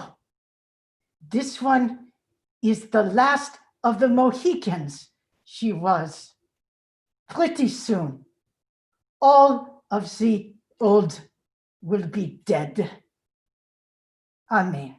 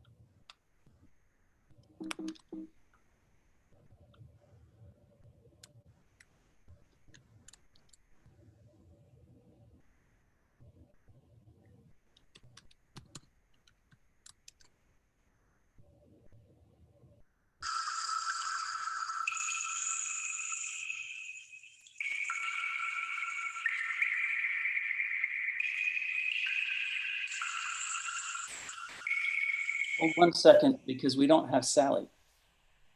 So sorry. I'll make sure she's on.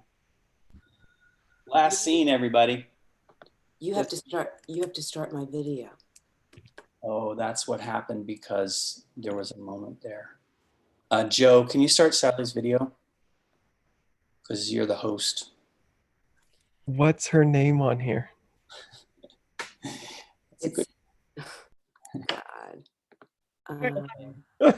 You guys, it's okay. This is a great scene. You don't just take your time. It'll all be okay. So I'm talking, so can you see me talking? Yes. Okay. There we go. Okay, everybody.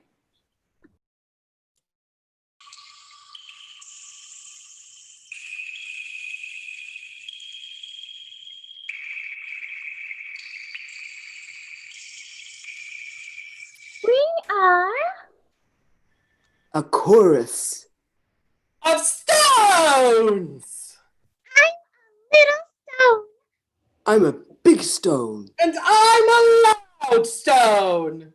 We are All three. Stones. We live with the dead people in the land of the dead. Eurydice was a great musician. Orpheus was her wife. Orpheus was a great musician. Eurydice was his wife. She died. Then he played the saddest music. Even we, the stones. The stones. The stones Cried when we heard it. Oh, look! She is coming into the land of the dead now. Oh. Oh. Oh! We might say, poor Eurydice. But stones don't feel bad for dead people.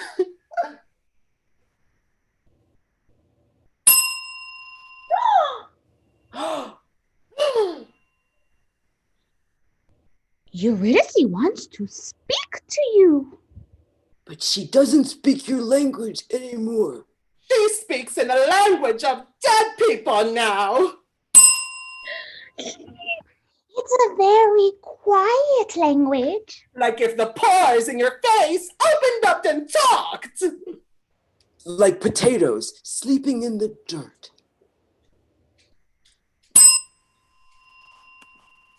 There was a roar and a coldness. I think my husband was with me. What was my husband's name? My husband's name? Do you know it?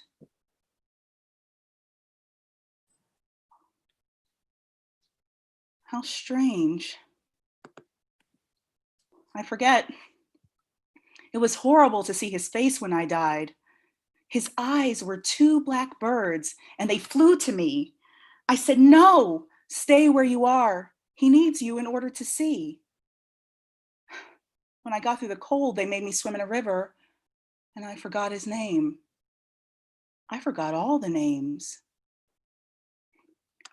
I know his name starts with my mouth shaped like a ball of twine.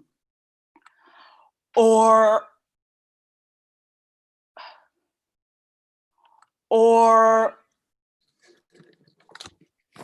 I forget. When I got through the cold, they made me swim in a river. I forgot his name.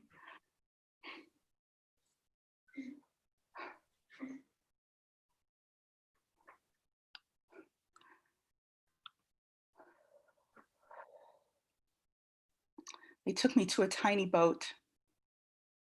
I only just fit inside. I looked at the oars and I wanted to cry. I tried to cry, but I could only drool a little. I'll try now.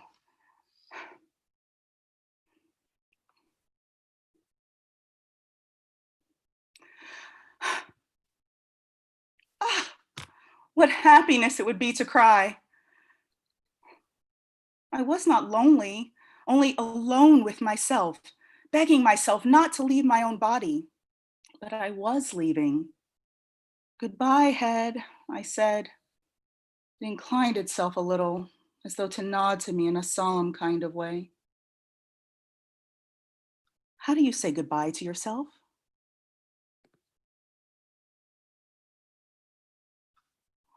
A train. The station is like a train, but there is no train. The train has wheels that are not wheels. There's the opposite of a wheel, and the opposite of smoke, and the opposite of a train. Oh, I'm waiting for someone to meet me, I think.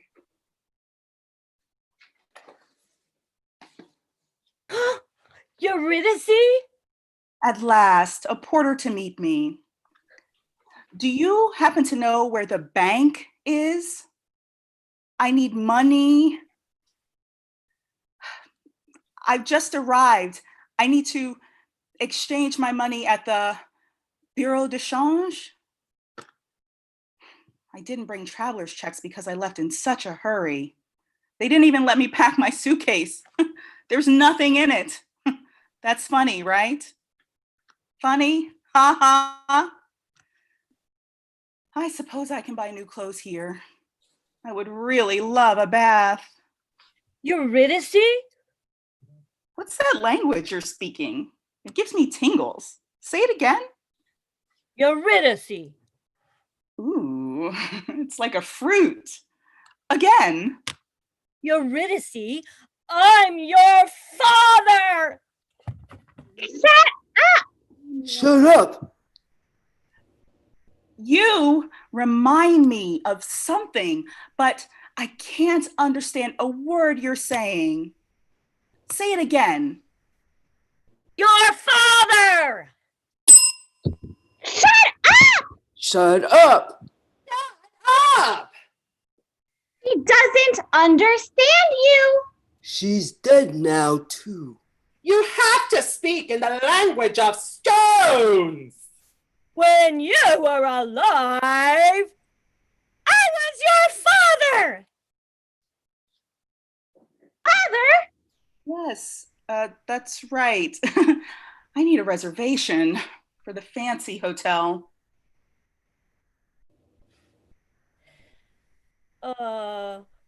When... Father is not a word that dead people understand!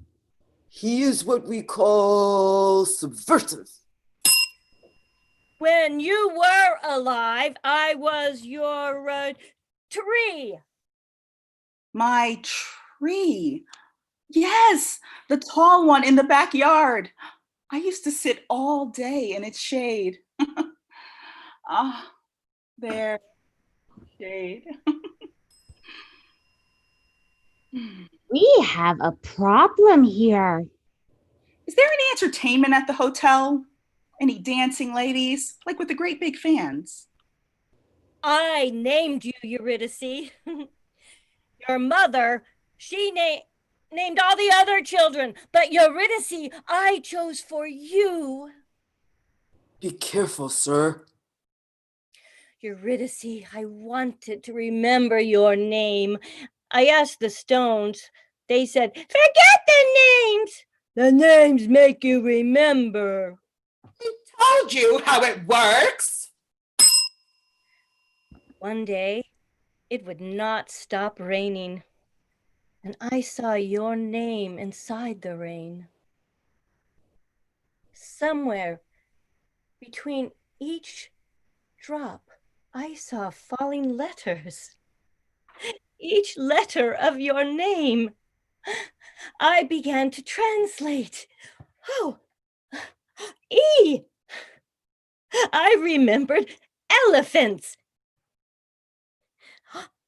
You. I remembered ulcer and under. R. I remembered reindeer.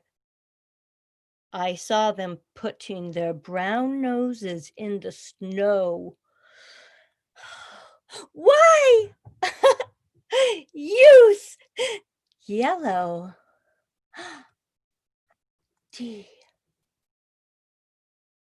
I remembered dogs. Dig. Daughter. Day. Time poured onto my head.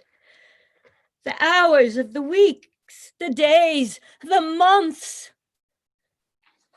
Tree talks so beautifully. Don't listen! Don't listen. Don't listen! I feel suddenly hungry. Where is the porter who met me at the station? Here I am. I would like a continental breakfast, please. Perhaps some rolls and butter. Oh, and jam. Please take my suitcase to my room, if you would. There are no rooms here, miss. What? No rooms? Where do people sleep? People don't sleep here. I have to say, I'm very disappointed. It's been such a tiring day. I've been traveling all day, first on a river, then on an elevator that rained, then on a train. I thought someone would meet me at the station. Don't cry! Don't cry! Don't cry! I don't know where I am. And there are all these stones, and I hate them. I thought someone would meet me at the station. Don't cry, miss. I'll take your luggage to your room. There are No. rooms.